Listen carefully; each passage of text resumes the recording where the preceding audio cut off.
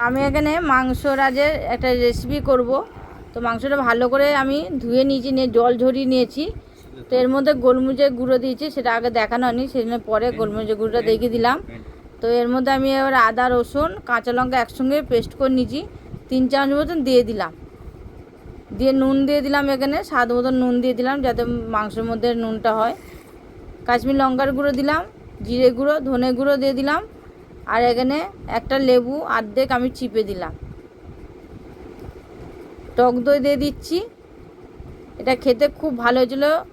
আর পোলাওর সঙ্গে, fried rice, রুটি, পরোটার সঙ্গে এটা খেতে পারবেন। তো এবার একটু সাদা তেল দিয়ে এটাকে ম্যাগনেট করে রেখে দেবো আধা ঘন্টার জন্য। আধা ঘন্টা ম্যাগনেট করলে এটা ভালোভাবে ম্যাগনেট হয়ে যাবে। আর নরম হয়েছিল, খেতেও দারুণ হয়েছিল। এটা দুর্দান্ত লেগেছিলো, এত সুন্দর খেতে হয়েছে।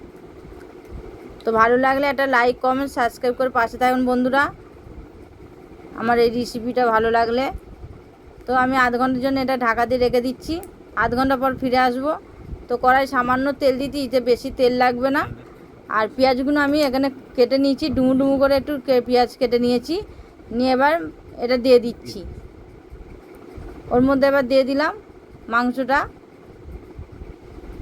সব ঢেলে দিলাম। দিয়ে এবার ভালো করে উল্টে পাল্টে এটাকে আমি রান্না করে নেবো। ঢাকা দিয়ে রান্না করে নেবো। খুব বেশিক্ষণ টাইম লাগবে না, একটু ঢাকা দিয়ে রান্না করে নেব। তো দেখুন ঢাকা দিয়ে রান্না করে নিচ্ছি, রান্না হয়ে এসছে। তো কেমন হলো বন্ধুরা কমেন্টে অবশ্যই জানিয়ে দেবেন। একটা লাইক কমেন্ট সাবস্ক্রাইব করে পাশে থাকবেন বন্ধুরা, যাতে নতুন নতুন রেসিপি আরও আপনাদের সঙ্গে শেয়ার করতে পারি। তো এখন বন্ধুরা আবার এলাম নতুন ভিডিও নিয়ে, ফিরে আসবো। নমস্কার।